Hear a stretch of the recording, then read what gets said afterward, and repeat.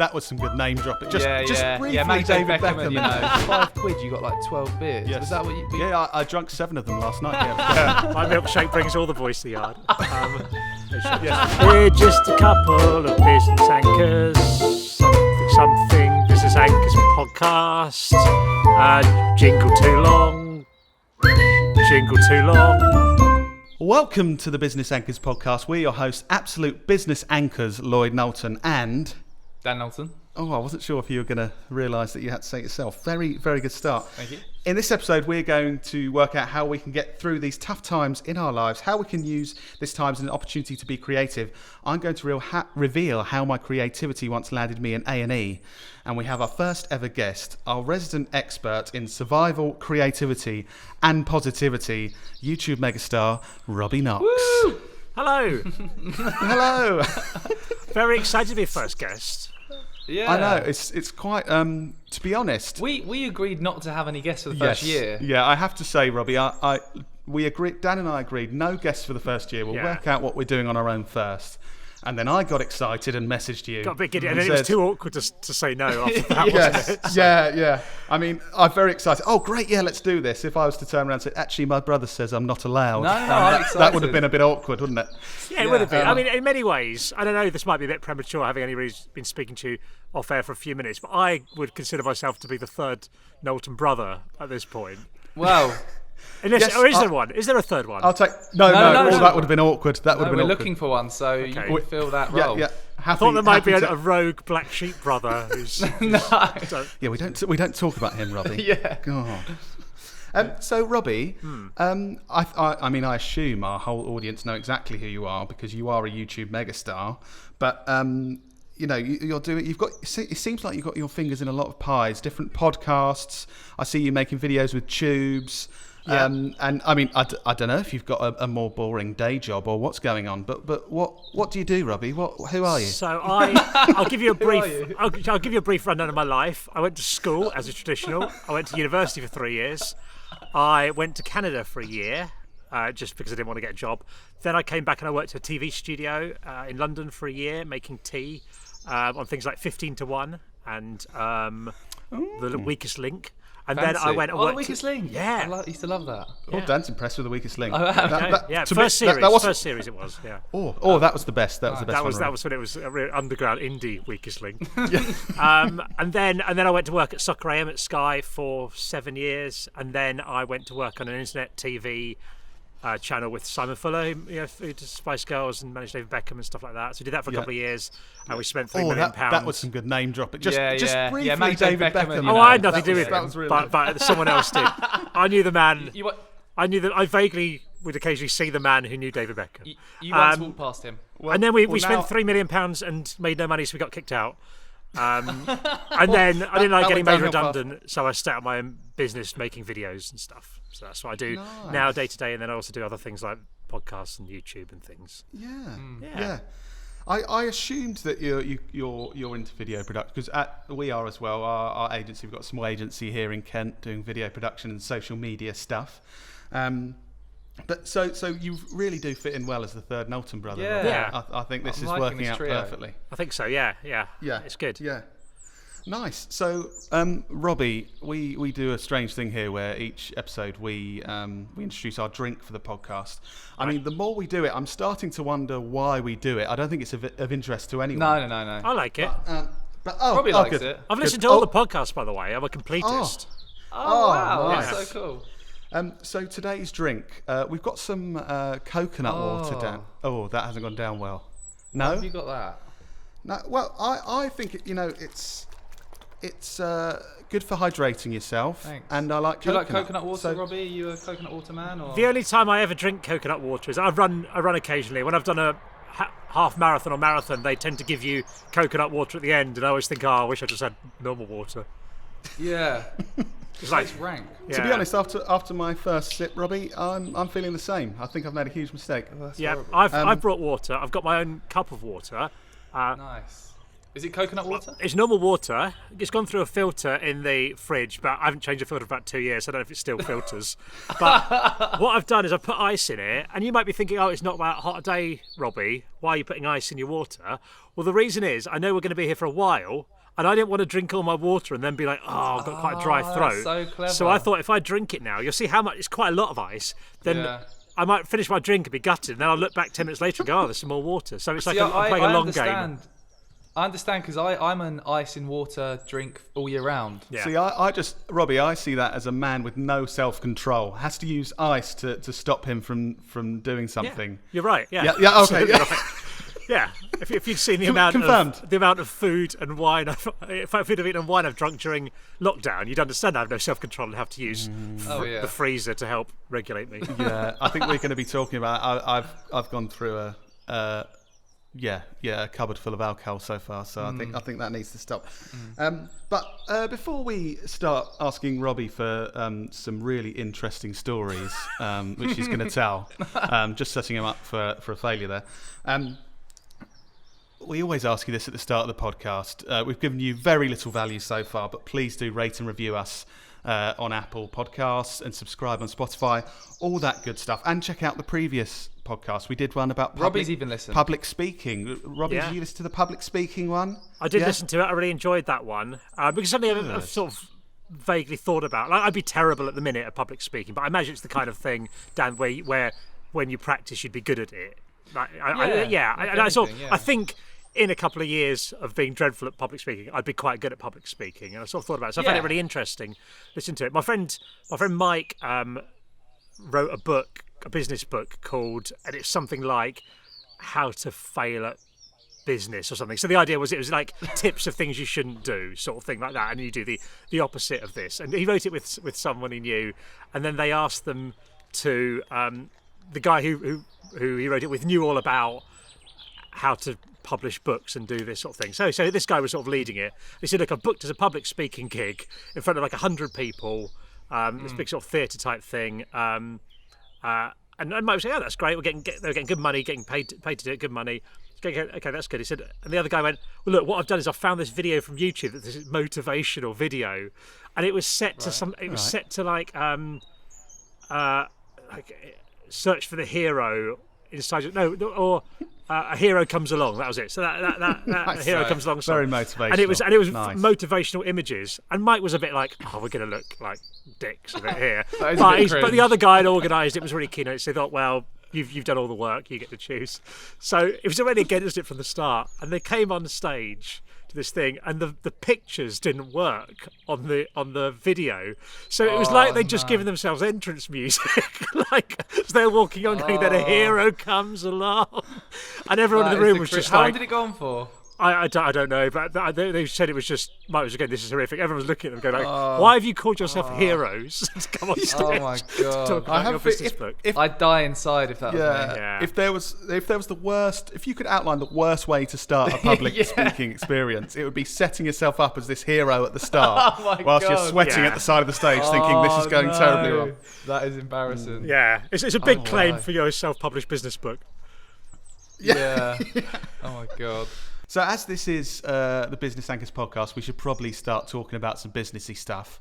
And we will let Robbie add some interesting bits to the podcast between our really boring conversation. Do you think that's a good idea, Dan? Yeah, that sounds right. Yeah, I think that might be a good... I think you've been very harsh on yourself. I know self-deprecation is good and all that, but it is really good. I really enjoy it. I like the mix of helpful business insights and... basically therapy for you two, where you're sort of having passive-aggressive arguments about things that have happened. It is quite nice. I enjoy it. It's a good combination. I feel like we need to use that quote in all our podcast advertising. I like the mix of passive-aggressive. Yeah, Robbie's face there. Big. Brilliant. I do a pose that you can use for the screen grab. Yeah.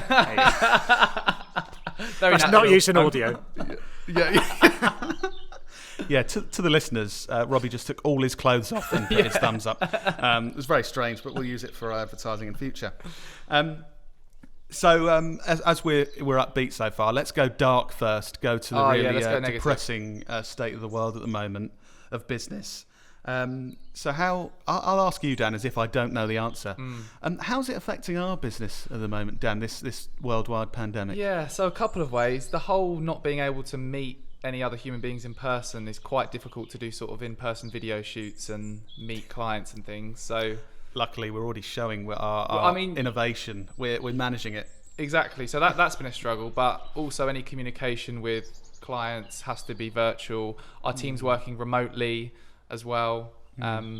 So yeah, it's just been weird, really. We've just had to also kind of mold some of our campaigns, our client campaigns, where we had these big video shoots planned, and now we're kind of molding them to use content already produced. But we've been quite lucky, really, haven't we, that we're still fairly busy. I think without a doubt we've been very lucky, because obviously there's some businesses that just kind of overnight can't physically work, which is obviously hard for anyone that's how they're earning their money. But yeah, I think we've been very lucky. We have had to adapt. Like you said, we can't do the video production stuff we normally do, but thankfully we got the digital side of it and weird stuff like this that we do that we can carry on in some kind of way. What about you, Robbie? I'm interested to hear how life has changed for you. So a lot of shoots got cancelled straight away. I was supposed to be at Mobile World Conference. I think that big thing in Barcelona got cancelled quite early on. It was in the news and stuff. That's like tens of thousands of people go to. I was supposed to be filming for Samsung, and that got cancelled really early on. And then since then, obviously now there's no shoots happening. My business. I give it backstory. I used to have an office in London and people working there sort of full time and a business partner at the time, and then after a while, when that sort of the business relationship with my business partner ended, I got rid of the office and the sort of staff, because I've not really got an interest in growing a big business. I'd like to have a business that enables me to sit at home and do the school run and stuff like that, and the things I like. Nice. I like doing, which is nice a lot of the time.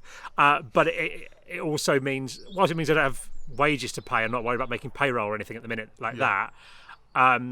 And everyone's freelance that I use to do work. It does mean I'm not really earning a lot of money for that, and I'm not covered by any of the sort of government compensation schemes and that. But on the other hand, there are other bits. I do podcasts for money as well. Not this one. I'm not going to send you any more. Robbie's setting us up for a big financial situation when we have any more guests. I did say clearly. I didn't. No, but a couple of other ones I do that are owned by other people that I do just as a presenter sort of thing. That I get paid for to do, and we've been doing those. I don't know if there is plans in place that whilst there is a bank of them recorded, if we run out, then we can do them remotely. So there is that angle, and I get a bit of money from YouTube ad revenue, and I've got a YouTube brand deal thing that I'm doing this month as well. So there's bits of things coming in. I told you he's a YouTube megastar. Once you get a brand deal, this is the first proper brand deal thing, really. So it's going to be you watch how passionately I endorse this product. I mean, the brand deal itself is good, but what I want to show is the precedent for how much I will sell my ass for money. I want that to be very clear to any potential brands that want to get involved. Yeah, nice. So I'm thinking for businesses and us as real people, individuals, where obviously in business there's less money going around. People are losing their income and stuff. I was thinking we should be giving some money-saving tips to the audience. Okay. And I'm thinking my first money... Well, no, actually, I've set... So I was going to say my first money-saving tip, right? I cancelled my gym membership. And about 3 days ago, I bought a cross-trainer. Mm-hmm. I've realised I've set this up as a money-saving tip, and then I realised I've spent £500 on a cross-trainer. Which is more than my annual gym subscription. Like so I'm not sure this is great advice, guys. Have you got any better advice? I've cancelled my gym membership. So you've cancelled your gym membership and not bought a cross trainer. So you're £500 up on me already. Yeah. Right. I'm worse than Lloyd. My gym membership has been suspended automatically by the gym, but I have bought, in theory, for my wife, but also for me, a Peloton bike. Have you seen those? Exercise bikes. Look fancy. Yeah, they are fancy. They're supposed to be good, and the idea is it's an exercise bike, but it's connected up. I like a gadget, so it's connected up to a screen. You can do classes against other people around the world from your house. And you have to pay for the bike on 0% interest free, but basically for the first 3 years it works out about 100 quid a month, and then after that it's like 40 quid a month once you've paid off the bike. Yeah. Which before my wife has suggested, I've got absolutely not, what a waste of money, just do classes on there. And then we're stuck inside. And I thought, well, for that money, anyone in the house can use it. So sort of that's 2 gym memberships at 50 quid a month for 3 years, and then 20 quid a month, maybe, sort of justifying it. So I'm thinking I need to use the cross trainer fairly regularly, and my wife, to make this worthwhile. But Robbie, you've really got to stick with this for the long haul to make this worth crazy amount of money. Yeah, but you're a bit more sort of rural. I'm a bit close to London, so things are quite expensive here anyway. Yeah. And you're a YouTube megastar as well, so exactly. He's got brand deals coming out of his orifices, hasn't he? Yes. Well, I figure if I do a video on the Peloton bike, I might make 30-40 quid of ad revenue from that. So really, I'm only paying about £98 a month when you take that off. So. Nice, clever. So all round, some great money saving tips there from all of us. Another one. I've got one more. Yeah. I've actually just signed up to a beer subscription service as well. I have too. Well, which one, if that's acceptable? Beer 52? It was. Yeah, beer 52. 52, There was a crazy offer for £5. You got like 12 beers. Yes. Was that what you? Yeah, I drank 7 of them last night. Yeah, it was great. Oh, right. It was the initial sign up £5. Yeah. I mean, it is, I think, 25 after that a month or something. But you can just cancel it, can't you? But I thought normally I'd definitely spend more than that a month kind of going out having a couple of beers with friends and things, and I thought that was a good deal. Yeah, I think that's good. Yeah.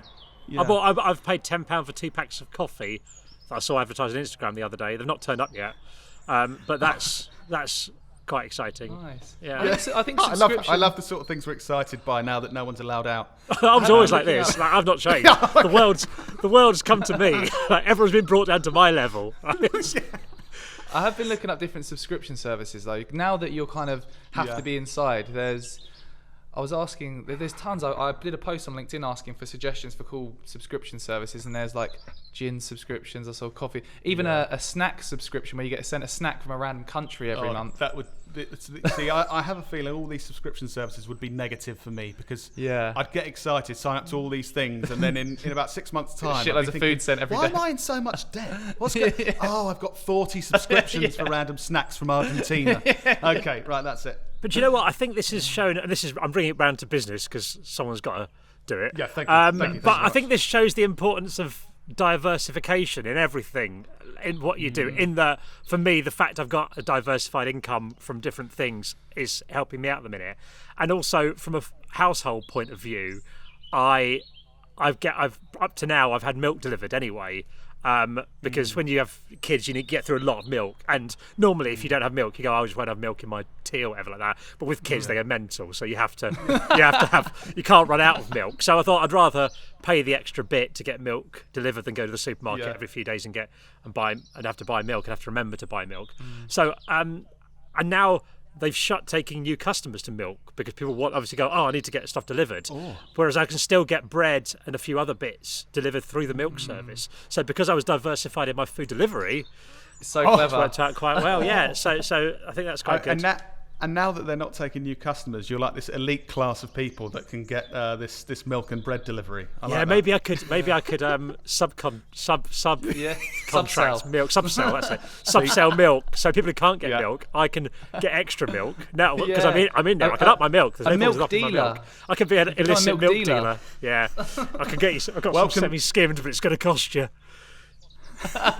Welcome to the Business Anchors podcast, guys. We've got great ideas like being a milk dealer to get you through this crisis. There's been some.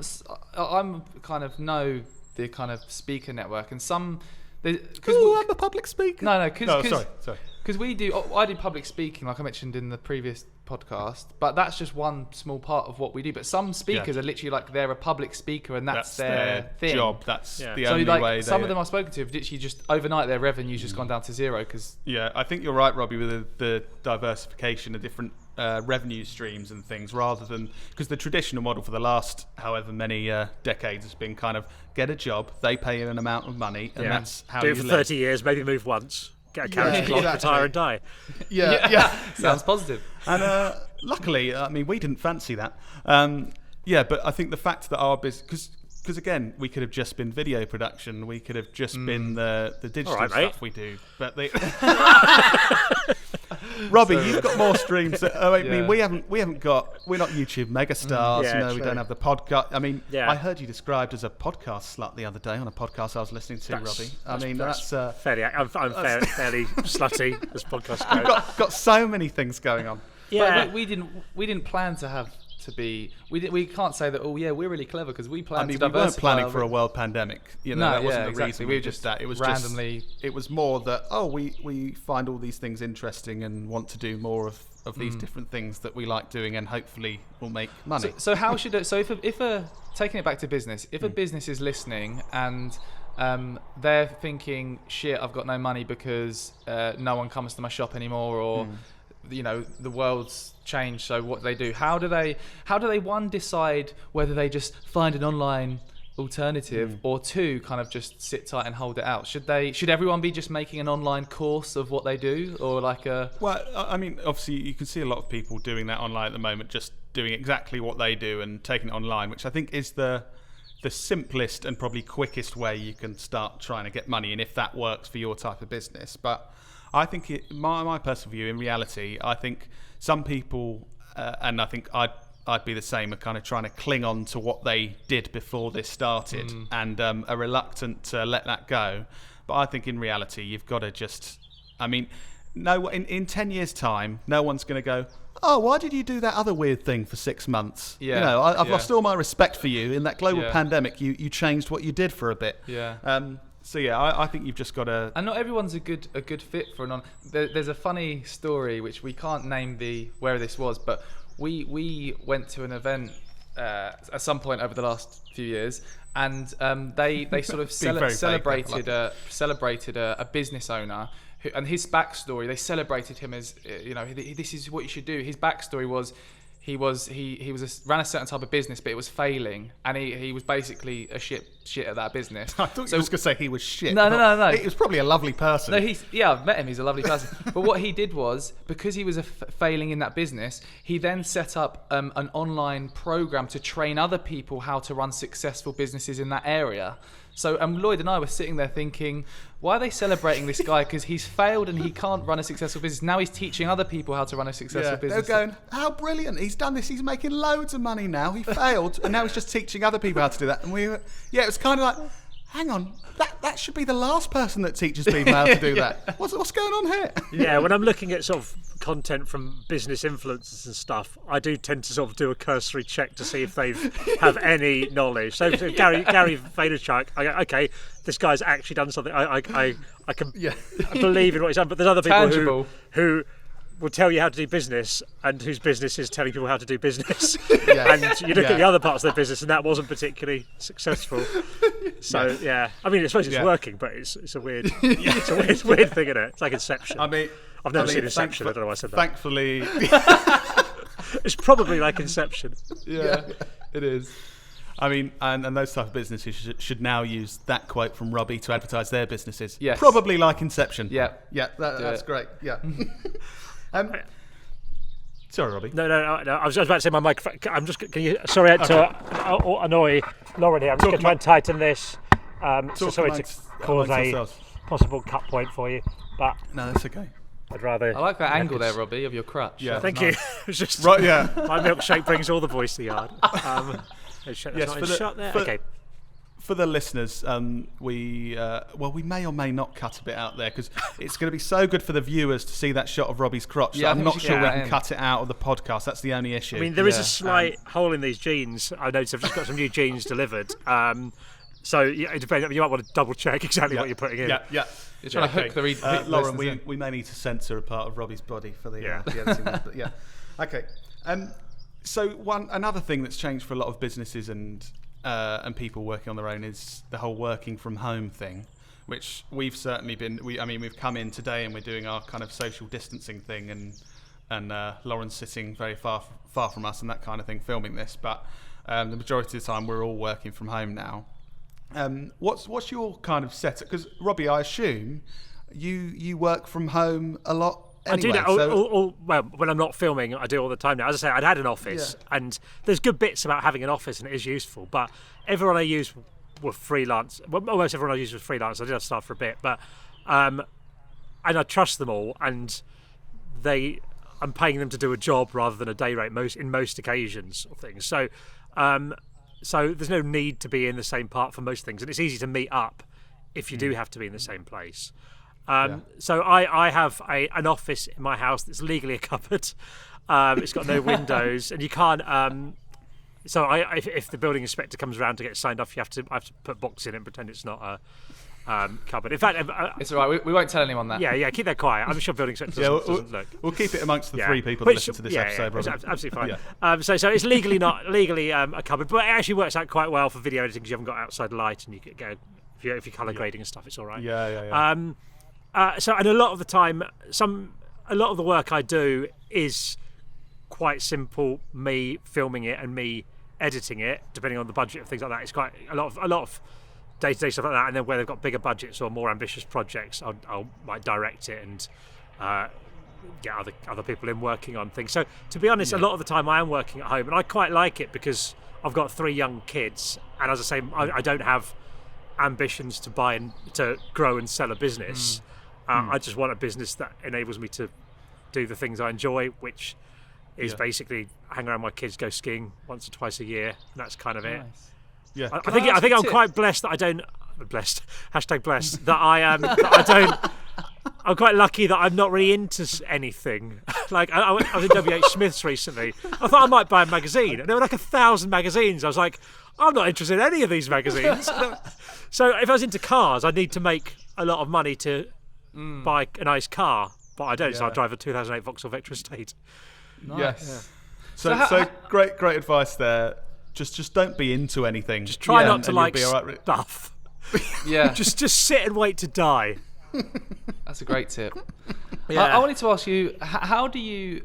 Because I tried working from home the other day and I absolutely hated it. I've got a 4-month-old son and he started screaming, and we've got a fairly small house, so it was just impossible to try and work. How do you work when there's kids running around? Having your own room to do it in. I mean, I'm not in the garden here because I thought it'd be a nice idyllic setup for you. It's because my wife's probably shouting at the kids inside. They're screaming. They don't want to do homeschooling. It's a much more pleasant atmosphere for you.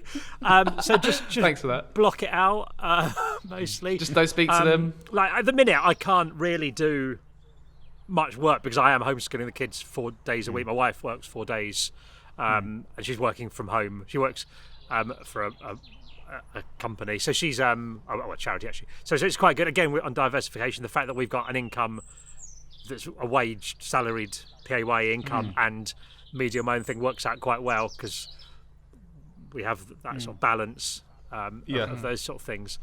So yeah, I do think it can be quite hard if you haven't got your own space, and people who are stuck in sort of London types who might be stuck in a small flat or something with kids. It must be very difficult to do. Yeah. I did, and I mean, you have to admit, Dan, I put this big document together for all of our staff, kind of trying to guide them in how we can make sure we have everything set up for everyone working from home, and did a lot of work to it. Dan just sort of was like, "Oh yeah, that's good, Lloyd." I didn't bother reading any of it or doing any of it. So we'd kind of all been working from home for about a week, and we've got our little setups, made sure we've got everything we need to make sure we're comfortable and we'll be able to work normally. And Dan was in the office on his own, and then was it yesterday or the day before? Yesterday, Dan's first day of trying to work from home, and he suddenly realised that sitting on a plastic chair that becomes uncomfortable after sort of 10 minutes, and having a tiny laptop and a screaming baby next to you isn't the most productive way to work. It didn't really work for some reason. Big surprise. Yeah. I think you do need your own space, otherwise it's very hard. Yeah, I used to work with I call him the working from home genius, mainly because I can't reveal his name. Right. But my old job that was at years ago now, the owner of the company was fairly wealthy, and so he used to only come in from 2 p.m. and he used to stay until about 9 p.m. That was when he chose to come into work and work. So my boss, this narrows it down to a couple of people now if anyone knows me, but my boss at one point, he used to tell everyone else he was working from home until 2 p.m. almost every day, and then he used to come in at 2 p.m. and we didn't realise till years down the line when I think he got sacked for this, but he was telling the owner that he was always in the whole day before he got in. Oh, really? So he'd managed to tell everyone he was working from home. Actually, only worked from 2 till 5, and then he'd kind of be like the owner at 5. Right, see, obviously I've done a full day's work. Oh, really? Here. Clever. See you later. And I just think, absolute working from home genius. There are a lot of tactics, aren't there, that you can use when working from home if you're an employee. Like, it's not if you own the business, not as much. But things like sending an email at 5 to 5 to show that you've done the full day.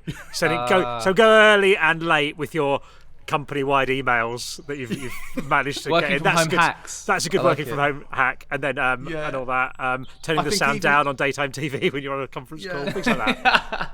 Even sometimes not doing the 5 to 5 email, but just doing like a 7:30 p.m. email. Oh, sorry guys, I meant to get this to you at the end of the day, but it's been so hectic. Yeah. I mean, obviously, if our team are listening, and completely ignore this advice from Robbie.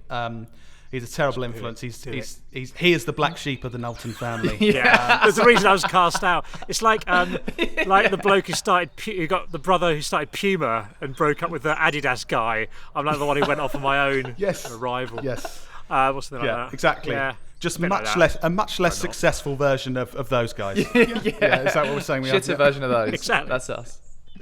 Cool. Yeah. Okay. I think, guys, we've been talking for far too long about all this stuff. So I think for our viewers and listeners, for the first time, I know you're already shocked we've got a guest on, and it's absolutely revolutionary. But it's also a bloody two-parter. What? So, wow. Yes, yeah, I know, Robbie. Bam. That's the exact sound that all our listeners are using right now. And we've saved all the good bits for the second part, which is why you're probably going to tune in. Actually, I've got some very strange, a couple of very strange stories in the second part, and you should hear the stories that Robbie's going to tell. He's promised absolutely hilarious stories all the way through part 2. Can I just say, Lloyd, this podcast is amazing. How much are people paying to listen to this? Well, Robbie, they should be paying, but actually it's free worldwide. Wow, for that kind of commitment to value would make me call Knowlton if I had any marketing needs. To be honest, very impressive. I can't believe it. I know, and we'll talk about that 6-figure deal that we're working on later, Robbie, after the podcast. Once we get off this, I'll 5 of them zeros at the beginning of the number. Yeah, don't give that away, Robbie. £1 deal. Thank you for listening, guys. Join us in part 2, which will be available next week. Or if you're late to the show, it'll already be available. So that's a bonus. So please rate and review. Thank you very much, Robbie Knox. And we'll see you in about 3 seconds. And the listeners will see you next week.